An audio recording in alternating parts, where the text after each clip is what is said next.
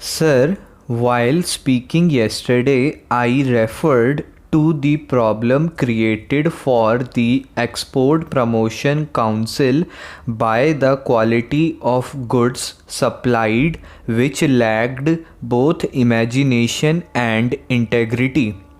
Therefore, not only have standards to be laid down, but some help has also to be given by way of backing properly.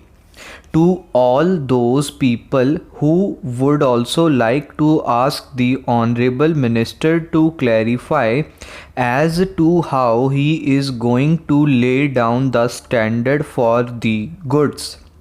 Will the contract between the buyer and the seller be concluded first and then the quality or standard will be decided? The question of price has to be settled, and we also know that the price varies according to the country that buys the article. I think the House rightly laid emphasis on the desirability of fixing some standard for goods for the home market and also for our imports.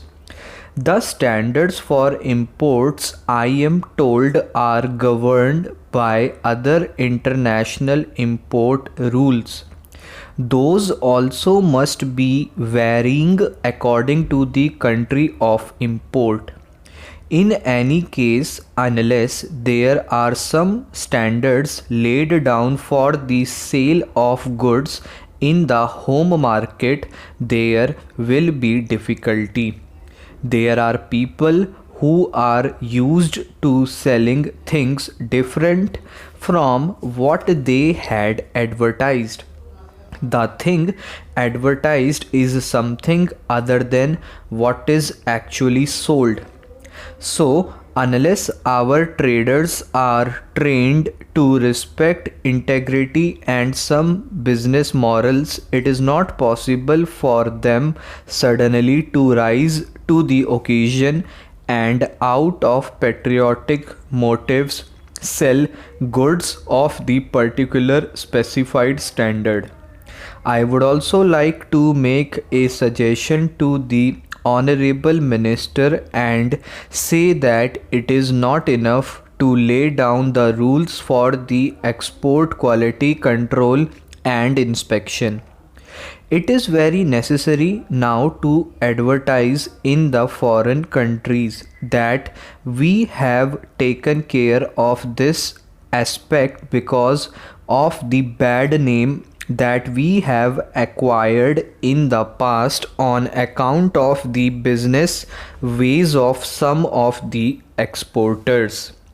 We have acquired a very bad name in some of the countries, and in order to counteract that, we have to undertake wide publicity in foreign countries to undo what has been done so far.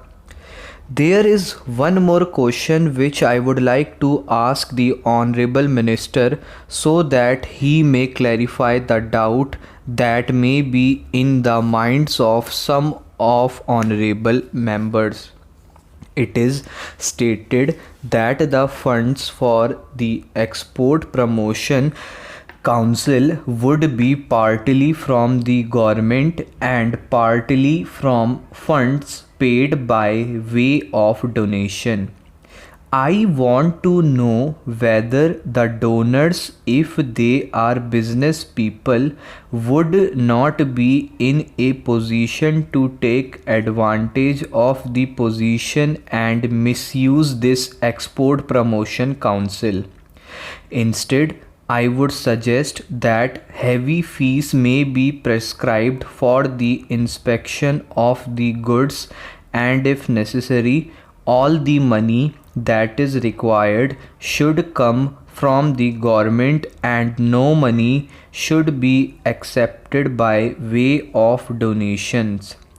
I would also like the government to see that punishment is not so much in the form of fine, because it is well known that where money is got freely, either through black marketing or by taking advantage of certain trade conditions, fine is no consideration at all.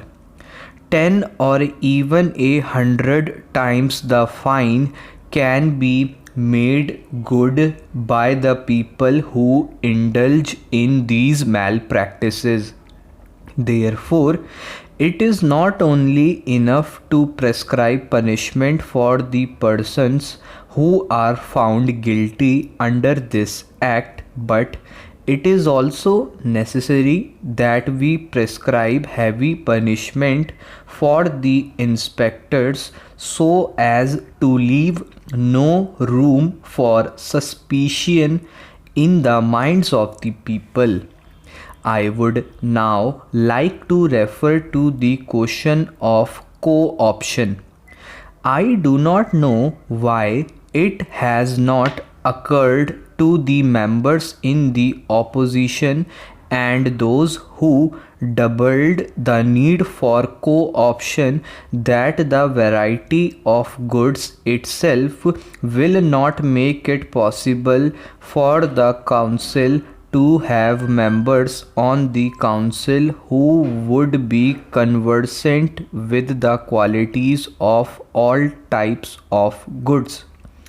This council is really something on par with the UPSC in my opinion, and for every particular specialized item it would be necessary for this council to co-opt one or two experts belonging to that particular trade.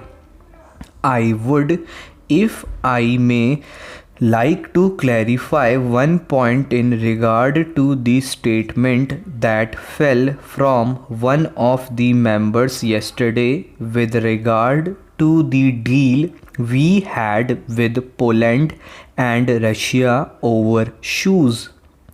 The deal was found defective because the shoes were different according to the changing fashions. This particular item has come in the report of the Public Accounts Committee. The deal was found defective because the foreigners who are used to machine made goods expected goods of exactly the same standard as of machine made goods. Our Indian shoes were made by hands and all of them did not answer the same specifications. These shoes were not